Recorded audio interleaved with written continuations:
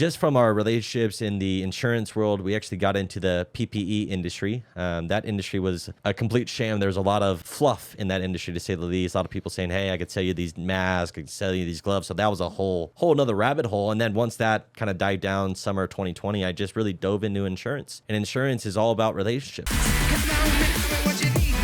You're listening to the Radcast, a top 25 worldwide business podcast. If it's radical, we cover it.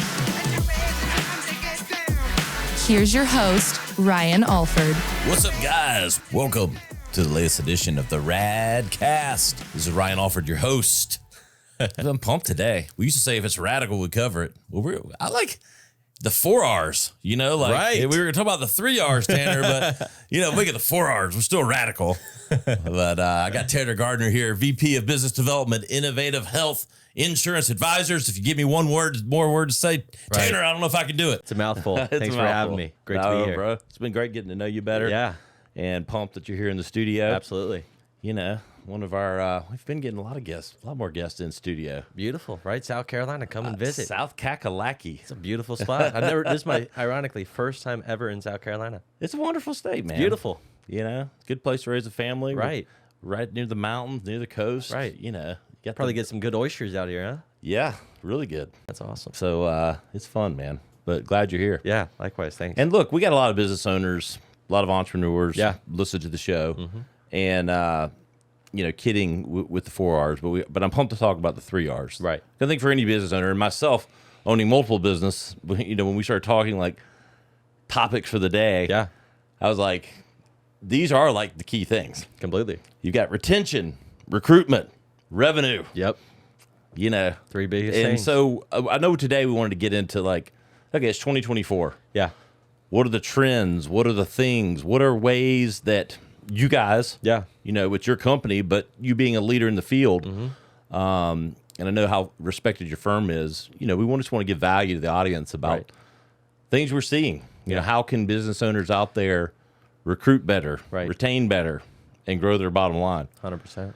So let's just start there, man. Love it. What are you seeing? What's the climate? Yeah, you know, so- for in your field and in this space overall. It's insurance in general is very interesting, right? And maybe it would be beneficial just to kind of give a lay of the land. So at heart, we're a TPA, so third-party administrator of group health insurance plans. Our really main focus of business is something called ACA compliance or MEC plans. It's basically, hey, once you're a business owner, you have 50 employees, you need to offer what's called minimum essential coverage. If not, the IRS is going to come for you and you're going to get penalized. We So don't want that, people. We do not want that. So if you're not ACA compliant, get ACA compliant. So that's our bread and butter. That's what we're known for. We're the nation's largest provider of ACA compliant plans, MEC plans across the United States. But everything we do just as a company is really trying to think outside of the box as far as health insurance goes. Think of ways to, you know, mitigate costs, help out with that retention recruitment, right? Because insurance in general, right, it's the one guarantee every year that you know is going to go up. Hey, I just met with my broker. Sorry, you saw. Does it ever go down? Very rare. Only in some cases if you're self-insured, where that's a whole nother.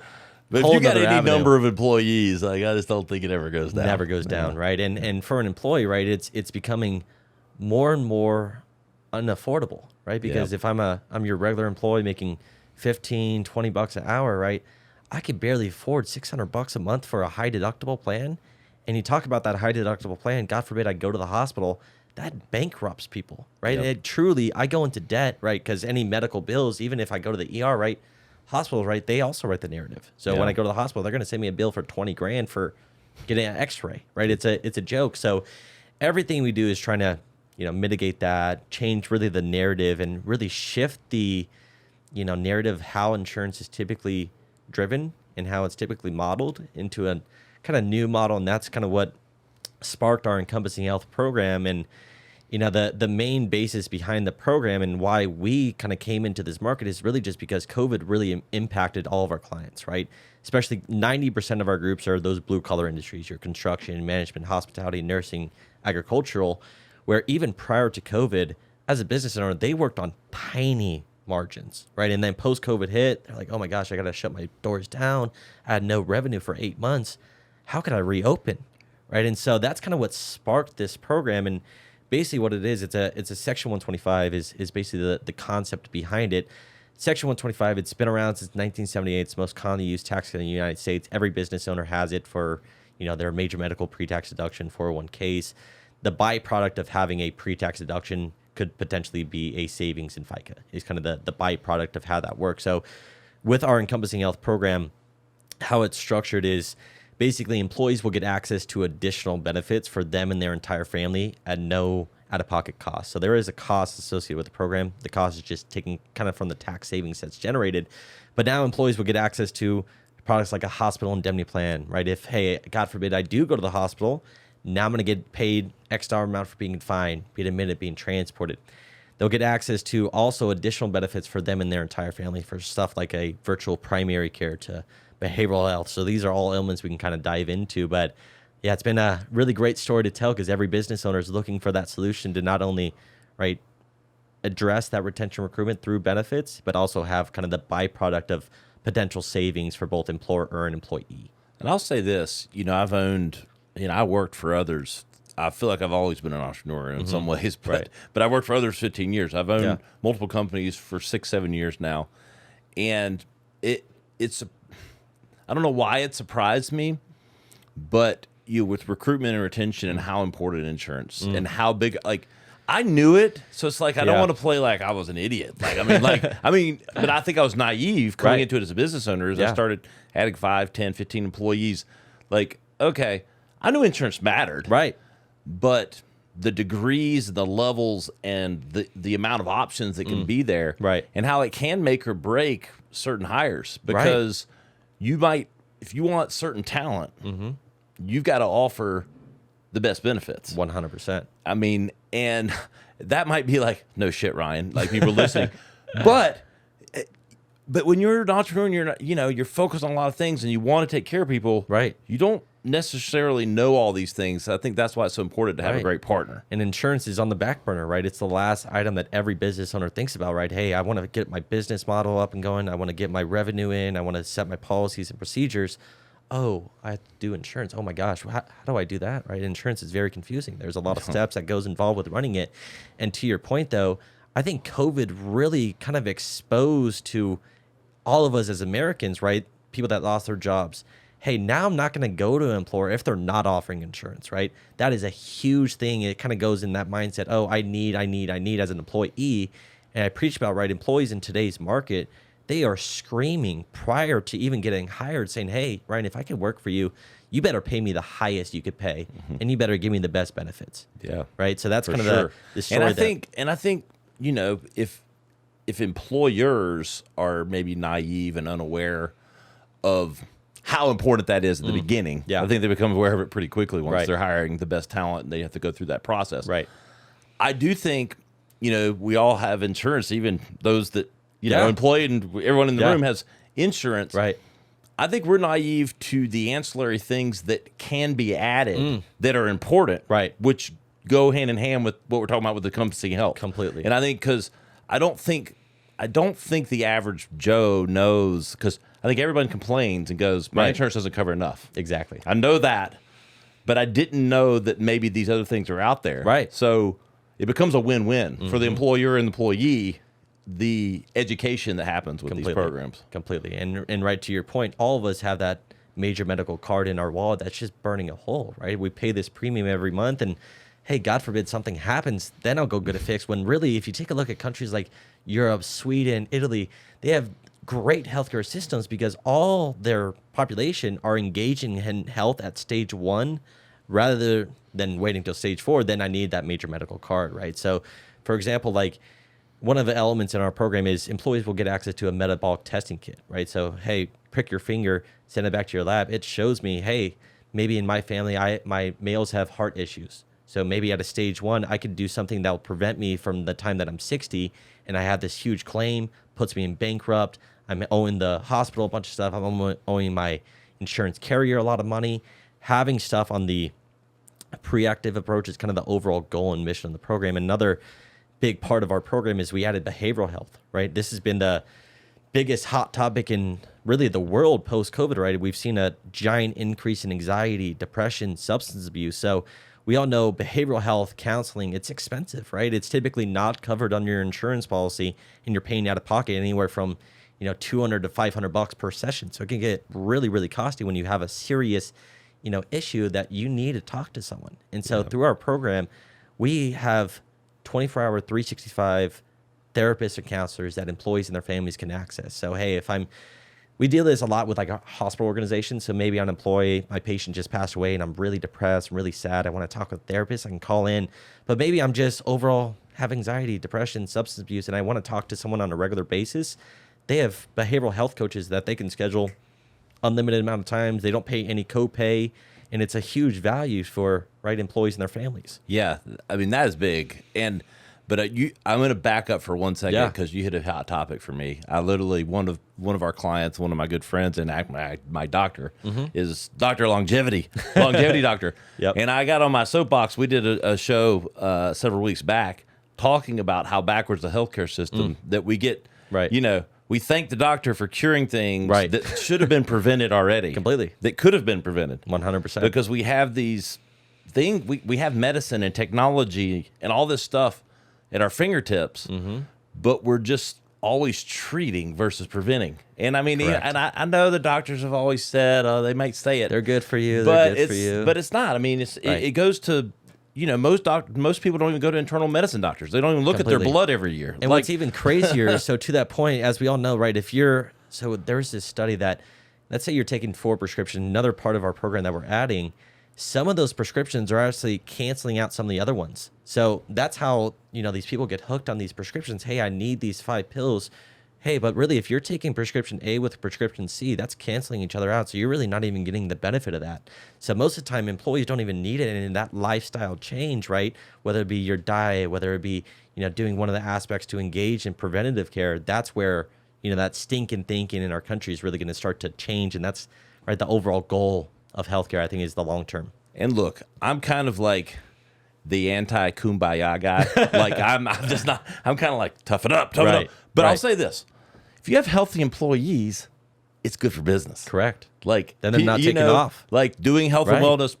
All those things. Right. And so, you want your employees to be happy and healthy. Correct. Because that's good for the bottom line ultimately. Because if they're sick all the time, they're doing all the stuff that's treating instead of preventing. Correct. So it makes a lot of sense that these programs get enacted, but I just don't think the awareness is out there.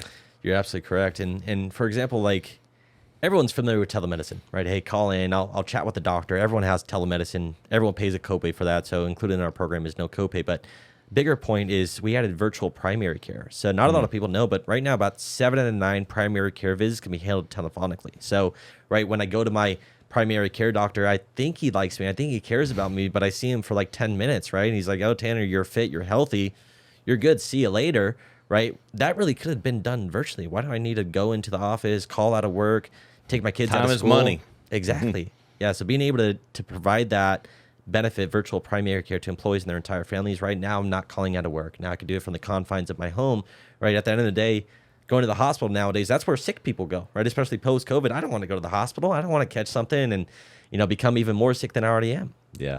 What was the foundation of this program? I know you talked about the 125. Yeah. But where did all this come about? Yeah, so Section 125, all that Section 125 really does is allow a business owner to put in a pre-tax deduction for medical benefits, all right? Your 401k, HSA, major medical, et cetera. This program specifically really sparks from the Affordable Care Act. So the Affordable Care Act, what Obama put in place back in 2011, really the whole idea behind the Affordable Care Act was to have employees engage in preventive care. That was kind of the goal and mission, right? Hey, you get a annual physical for free and some other, They should have called me, Tanner. They needed a national television campaign for this shit because nobody knows about it. They did a horrible job marketing it, right? They did a horrible job. So back in 2015 is really what sparked this program in particular, because the Affordable Care Act had an amendment to it that said you can now bill insurance companies for a wellness activity. So let's say I go to my doctor, right? And let's just say I'm doing my annual checkup.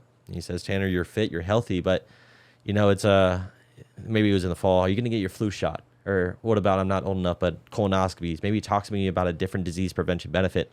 There's ultimately medical information, all has CPT codes embedded within it. Even if you're just educating you on a different topic, that doctor is going to go bill your insurance company accordingly for. So that's kind of what sparked the premise behind all this, is to have really employees understand, hey, preventive care is good.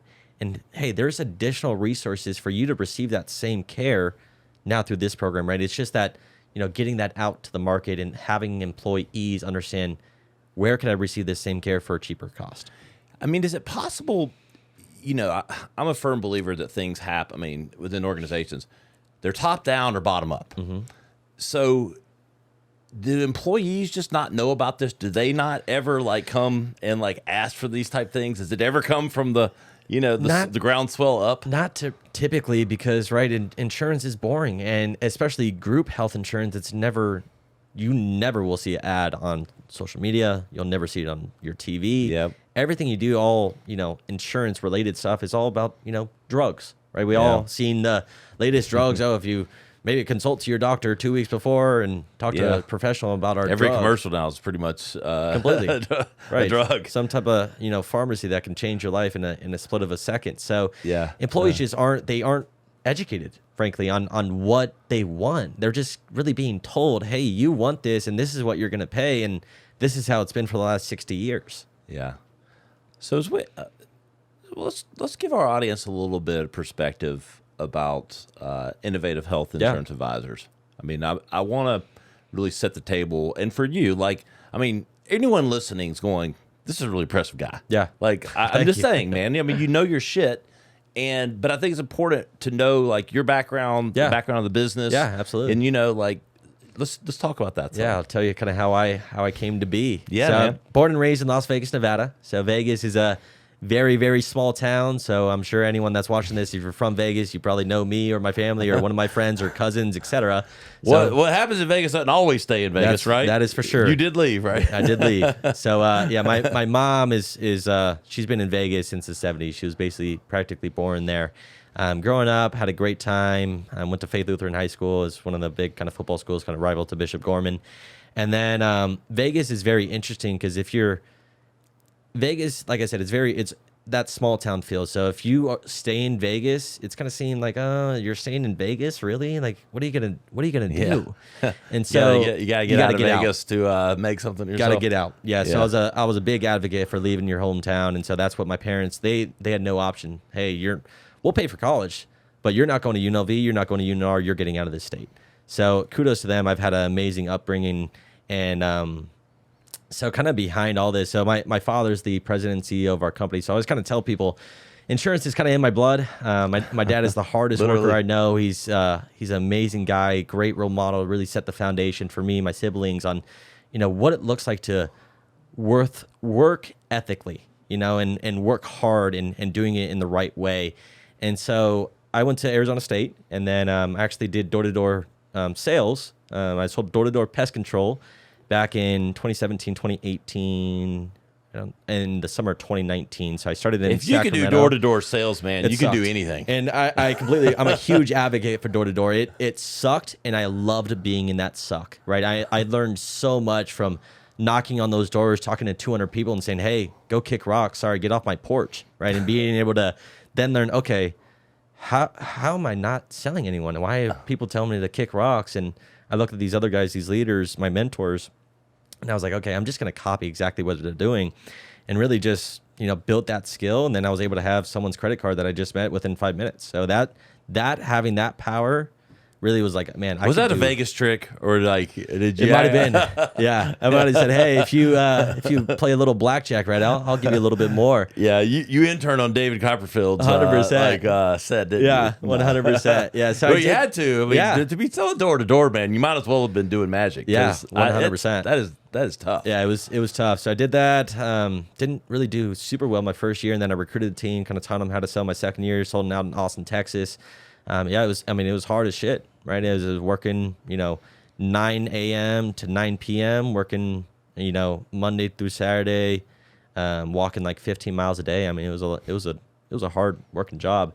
And then I always knew I was eventually, because I built this foundation of sales, right? And I know I was kind of thinking getting to my end of my college career. I was like, okay, what's the next step, right? Where do I, take this foundation of what I learned and put it into a really career? And so I always knew I was wanting to go into, the family business of insurance, because I know insurance I love it because there's so many nuances to learn with insurance. And so I really dove into it.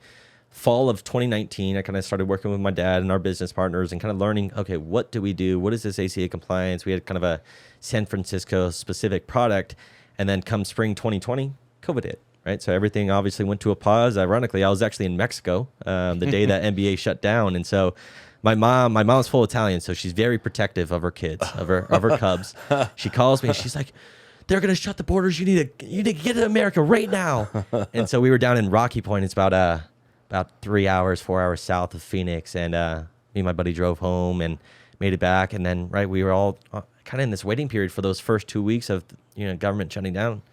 What is this? What's going on, right? We've never seen anything in our culture like this. So then just from our relationships in the insurance world, we actually got into the PPE industry. That industry was a complete sham. There's a lot of fluff in that industry, to say the least. A lot of people saying, hey, I could sell you these masks, I could sell you these gloves. So that was a whole another rabbit hole. And then once that kind of died down summer 2020, I just really dove into insurance.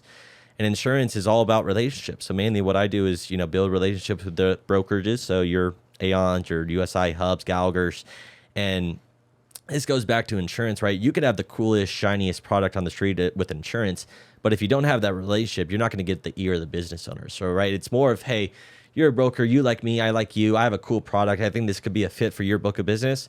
Let's write a couple groups. So that's kind of what sparked it, and then kind of been, not looking back since then. I love it. That's good, man. I think it's good perspective. And, I like the story of, not just the door-to-door sales, but you could have gone straight into probably the company business, but you earned your keep, got out there, cut your teeth. And kudos to my dad, right? I work very hard, and my dad's the hardest on me, and as he should be. My dad was, from Nebraska. He played football at college. He coached football at UNLV. He was my football coach, growing up my entire life. And I wanted my dad to be hard on me, right? He would yell at me. He would throw footballs on my head during practice. I have some crazy stories on that. But I think from the perspective of my father, right, he never wants to have my perception of, oh, my son's only successful because of his name, right? Yeah. So he really gave me nothing. I started really from the ground. He just kind of gave me the base work of how it's modeled, and kudos to him, and I'm very appreciative of how that's modeled. It's got to be rewarding, though. It's when you know that you're helping people, right? Like with Encompassing Health, which we'll get back into, like these programs that don't have the awareness that they should. Mm-hmm. They have clear win-win-win-win situations. Right. That's got to be rewarding, I would think. 100%, yeah, because it's a value to employees, right? And I just always go back to, if I take a look at employees and your regular employee, right, making $15-20 an hour, right? They need care. I had a company down in California. They are a big construction company. They do like drywall, staffing, etc. And most of their employees, right, I'm sure you can imagine, 99% Hispanic male. Most of their employees aren't on their corporate benefits. So most of these employees have zero coverage. Wow. Right? So why do you think those cultures don't go to the hospital? Because they aren't, right, they're not, it's not affordable. It's out of the picture for them.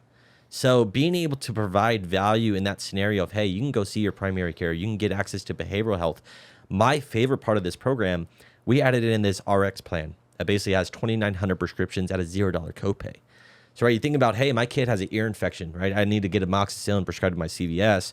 I pay a $10 to a $50 copay typically to get that same prescription.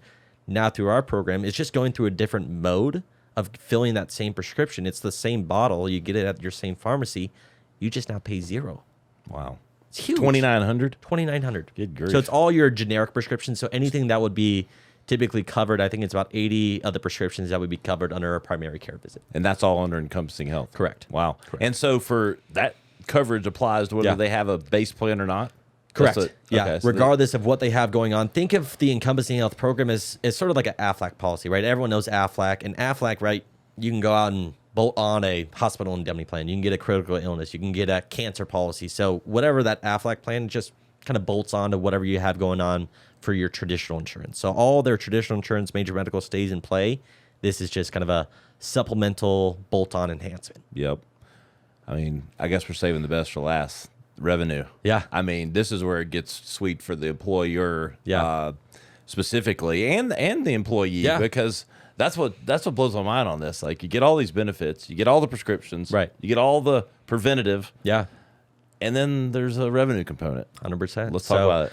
So to begin with, the first kind of revenue aspect is the prescriptions, right? So this is why when I'm talking with these employers, I ask you, okay, right now, are you self-funded? Meaning, are you really the one that's paying for all these insurance claims? Are you fully insured with your Buca plan, Kaiser, et cetera? Regardless of what they say, the biggest cost to claim on any insurance claim pool are prescriptions, right? So if you think about it, the more prescriptions utilization you have on said claim pool, higher risk and utilization renewal rates go on that, fully insured. Now through this program, I say, okay, Mr. Employer, right now that employee can get that same bottle, same pill, same prescription, filled at the same pharmacy. Employee pays zero. Bigger picture, really for you, those claims are shifted, right? They're now not hitting. Comes off of it. And I tell them the more elements we could have shifted off that self-insured or fully insured from the prescriptions is the biggest part. But hey, if I have Blue Cross telemedicine paying a $50 copay, I can get the same telemedicine I pay zero. Why wouldn't I use that? And now shifted off the claim. So that's a huge part. But then as far as the revenue aspect goes, so how this program functions, it functions based off a Section 125. So maybe I'll start on the employee side. So the employees, by being on this program, could potentially see an increase in their take-home pay. And the reason behind that is because they see two new line items is basically how they works. First is a pre-tax premium. So just like any other since 1978, all that does is reduce the taxable income of the employee. What's different, though, is what sparked with this program, that's why I mentioned back in 2015 how the Affordable Care Act had that amendment to it. Now the employees will get access to a claim payment, basically an indemnity claim payment for being engaged in medical care benefits. So employees need to engage in one aspect of the program per month to get this claim payment. And the result of having those two events results in a net increase in pay for the employee. That indemnity claim payment, it could be taxable to the employee, just like if I had an Aflac policy, right? And Aflac pays me, say, 20 grand if I have a cancer plan. However, I'm claiming that as miscellaneous income is kind of the same way with all these kind of insurance indemnity programs. And then really just the byproduct for the employer, it truly functions just like any other Section 125 since 1978 by having this pre-tax that reduces the taxable income of the employee. That's how we reduce the FICA spend for the employer, and they could potentially save about $700 per employee per year. Wow. I mean, we can do the math. That adds up. Yeah. Hell, whether you got 30 employees or 300, right. It's still same story. Still a lot of math. And if you got 1,000 plus employees, this starts to really make sense, right? 100%. Or it's like a no-brainer. Right. And that's where, I'm always skeptical. Right.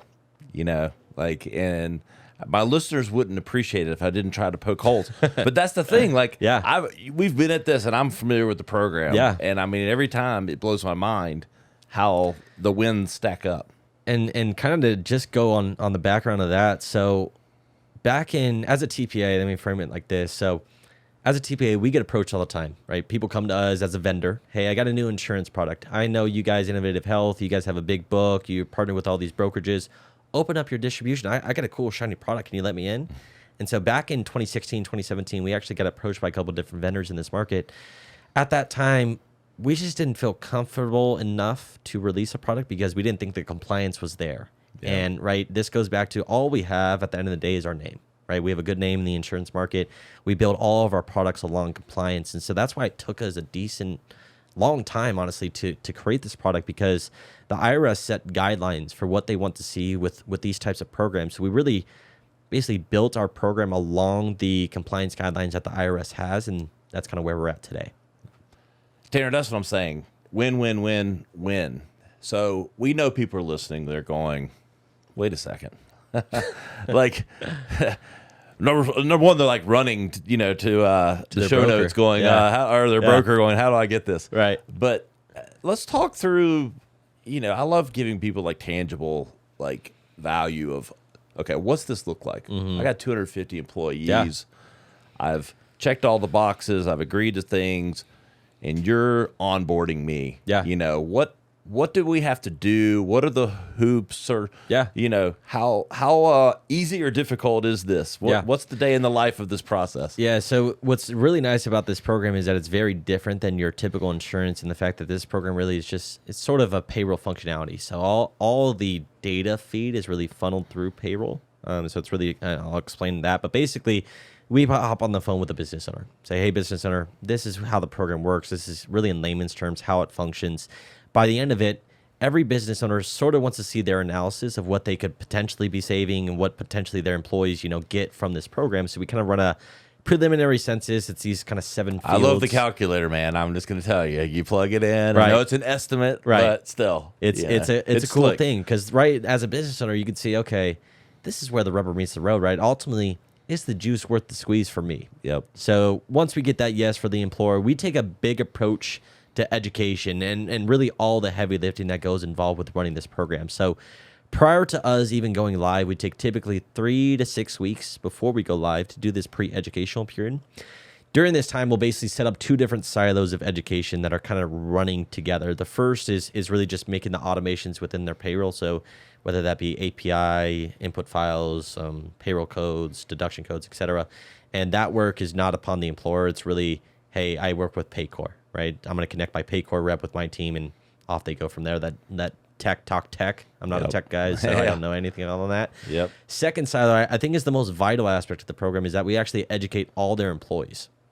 So as you can imagine, right, this goes back to everything that we've been talking about. Employees don't know what they have access to. They barely even understand. If you think about it in the traditional sense, okay, I have a major medical. I have an open enrollment every year, 2 weeks. I got to be this insurance professional within these 2 weeks. And I think I picked the best plan for me, but I don't really know, right? I have no clue, and maybe I don't use all the stuff that's offered to me in that corporate plan. So during this time, we'll educate all their employees. So, hey, your paycheck's going to look a little bit differently. You're going to see these 2 new line items, educate them on the tax side of things. Once that's done, really, we're educating them on the benefits. Hey, you now get access to virtual primary care for you and your entire family. You get access to behavioral health, virtual dermatology, RX program. So we show them how to utilize the benefits. And that's really what takes the bulk of that 3 to 6 week time period, just because, right, employees will have questions. Maybe they don't understand it. We got to re-educate them, host webinars, phone calls, emails, text messages. And that's kind of what creates that 3 to 5 weeks. And then after that, it's really program goes live and off they go. But to the employee, no added cost and potential up to 3 or 4% raise. Yeah. They just got a bump. Yeah, the biggest misconception we get, right, when I say, oh, there's no out-of-pocket cost, everyone will think it's free, right? By all means, nothing in our world is ever free, right? There is 1,000% a cost associated with it. There's a cost of the insurance and there's an admin fee. Both of those costs are just generated from the tax savings. So that's how it's at a no out-of-pocket cost per se. But the net is still additional savings for Correct. the employer and all these benefits for the employee. Correct. And potentially increase in paycheck. Correct. Yeah. It's still like, It's crazy to think that something like that's out there. it's out there, and Yeah. it's so few people are aware of it, take advantage of it. Right. And that you guys have streamlined it, as reputable as you are, streamlining it into a program that takes all the guesswork out of it. 100%. I love it. So if people are interested and they're trying to weigh, is there any potential roadblock? Like, is there certain companies that don't qualify? Is there any potential things that people need to think about from that side of it?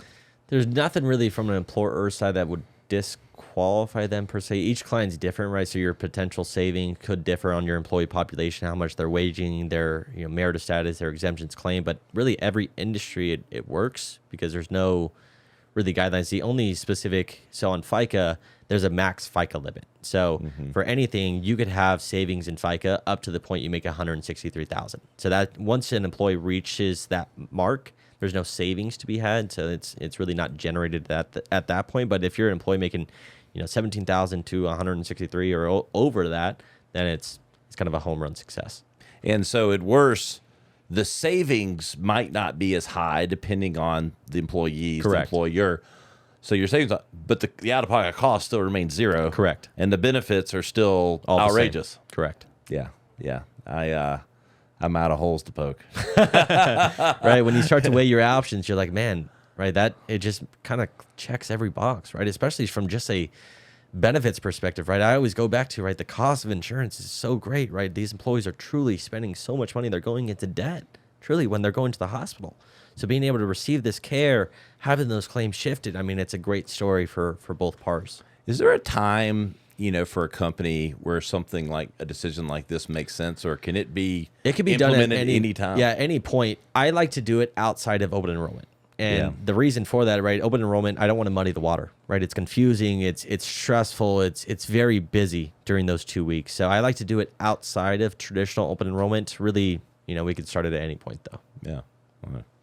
Win. Yeah. So I know we're going to have links, but essentially they sign up. Yeah. They get more information. They get on a call. Exactly. With you or someone else. Yep. At the company, learn more, and we start rocking and rolling. You got it. Easy enough. Hey, guys, you got to take advantage of this. And look, we're going to have the links on my site, ryanalford.com, as well as on my social media channels for how you can get involved. Tanner, man, it's been great. It's been fun. Thanks for having me. Hey, it was a great retention, revenue, and recruitment. Yes, all sir. in one. Encompassing Health, the 3 R's, and it's radical as hell. We appreciate you coming on. Thanks, brother. Hey, guys, you know where to find us? Radcast.com. Find all the highlight clips from today, all of the show notes, and where you can get involved. You know where I'm at. I'm at Ryan Alford on all the platforms. I'm blowing up on TikTok, so get me over there. I'll see you next time. The Radcast. To listen or watch full episodes, visit us on the web at theradcast.com or follow us on social media at our Instagram account, the.rad.cast, or at Ryan Alford. Stay radical.